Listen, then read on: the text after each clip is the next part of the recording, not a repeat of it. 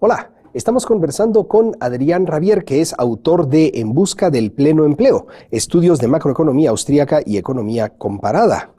Y el pleno empleo es algo así como una especie de santo grial de orden político.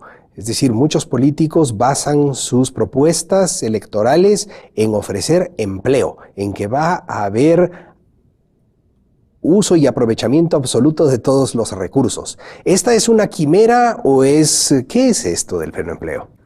Bueno, realmente estamos viendo desempleo en muchos lugares, en muchos países, y realmente todos los gobiernos se plantean como el objetivo final alcanzar el pleno empleo y de esa manera aumentar el bienestar. Aumentar el bienestar de la población, de los contribuyentes, de la gente que los va a elegir en el gobierno. Y lo que de alguna manera planteamos en este libro es que la solución al problema del pleno empleo es mucho más sencilla de lo que uno puede suponer. No hace falta pensar en grandes niveles de intervencionismo, en políticas monetarias aceleradas, sino que hace falta desregular los mercados laborales y al mismo tiempo dejar de utilizar la política monetaria para alcanzar el pleno empleo. Este es, digamos, el objetivo fundamental del libro. Mostrar lo que se conoce como la curva de Phillips, que es un estudio que nació en 1958 y buscaba de alguna manera, a través de la política monetaria, alcanzar el pleno empleo.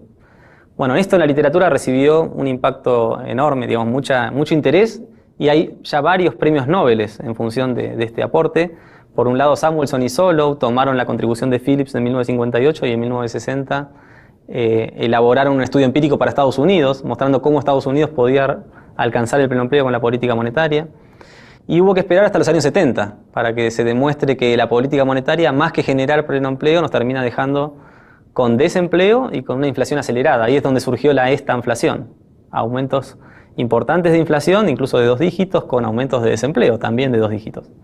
Entonces, en este libro buscamos comparar el keynesianismo con el monetarismo de Milton Friedman, con la nueva macroeconomía clásica de Robert Lucas, Thomas Sargent y otros autores, y una respuesta desde la escuela austríaca a partir de Ludwig von Mises y Friedrich Hayek.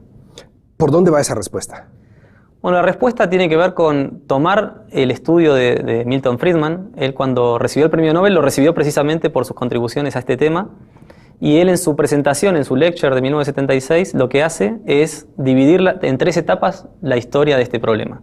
Entonces, el primer trabajo es el de Phillips, de 1958, con una curva de Phillips dependiente negativa, donde hacía falta más política monetaria para generar el problema del desempleo, para resolver el problema del desempleo, y entonces íbamos a tener mayores niveles de inflación, pero menos desempleo.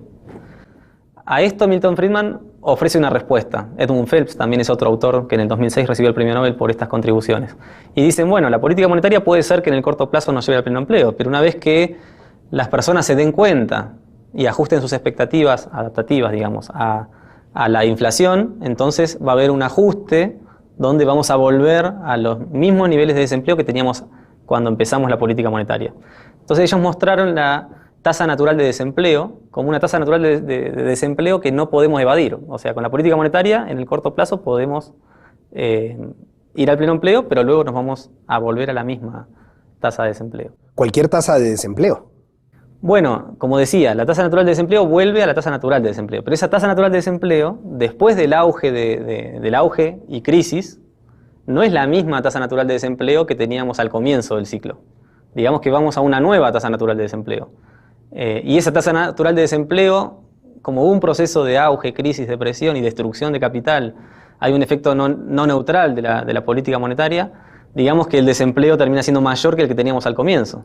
Entonces, digamos que de alguna manera la escuela austríaca muestra el error, si se quiere, del keynesianismo, de pensar que las políticas monetarias pueden generar efectos positivos y sostenibles y de largo plazo sobre el empleo. Esto no es cierto. La economía nos va a dejar con mayor desempleo si aplicamos políticas monetarias. Después, el error de Milton Friedman, que si bien tiene cierta razón en que hay un proceso de ajuste, que las políticas de corto plazo tienden a revertirse, es un error pensar que volvemos a la misma tasa natural de desempleo y que el efecto termina siendo neutral en el largo plazo. Digamos, lo que trato de mostrar es que la economía va a terminar con mayores niveles de desempleo porque hubo destrucción de capital y porque la nueva tasa natural de desempleo es consistente con más desempleo, no ni con menos ni con el mismo nivel de desempleo que teníamos al comienzo. Y esto se puede ilustrar muy bien con la crisis del 2001-2008 y lo que está por venir.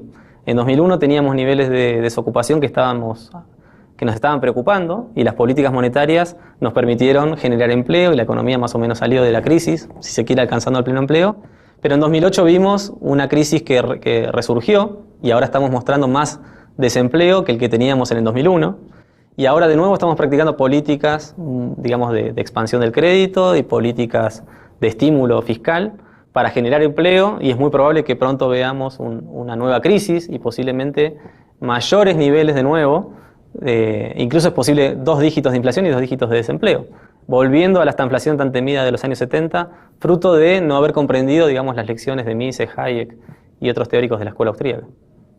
La actualidad del libro es importante porque parece que se estuvieran repitiendo exactamente los mismos errores que se han repetido no hace 2 siglos, hace 30 años, ¿no? Bueno, exacto. Y quizás por eso yo terminé este trabajo, de alguna manera es el resumen de mi tesis doctoral.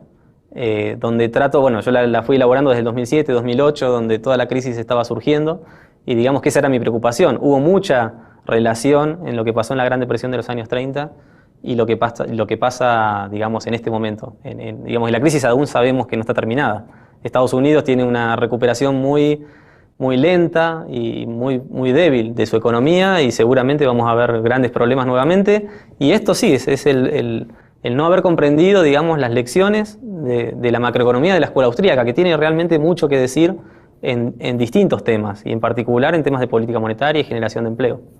Si fueras asesor económico de un político importante e influyente, y el político te dijera, mira, Adrián, necesitamos elevar el empleo, rápido, ¿qué le recomendarías? Bueno, si hay que generar empleo, nada mejor que desregular el mercado. Hay que quitar todas las trabas para la generación de empleo. Digamos, si yo en Argentina realmente pudiera hacer algo de esto, yo creo que Argentina crecería el 15% anual.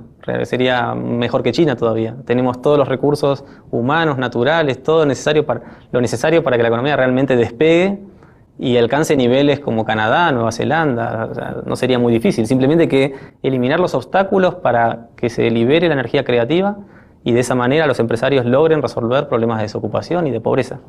Entonces no veo grandes problemas para la generación de empleo. El problema es que el Estado, si realmente va a eliminar estas barreras y estos obstáculos a generación de empleo, va a estar tocando algunos privilegios que en el pasado se les ha otorgado a algunos sectores, a algunas industrias, incluso que se han generado en ciertos países, y esos empresarios, o más bien pseudoempresarios, van a tener que sufrir las consecuencias de empezar a competir con el mundo abierto, digamos.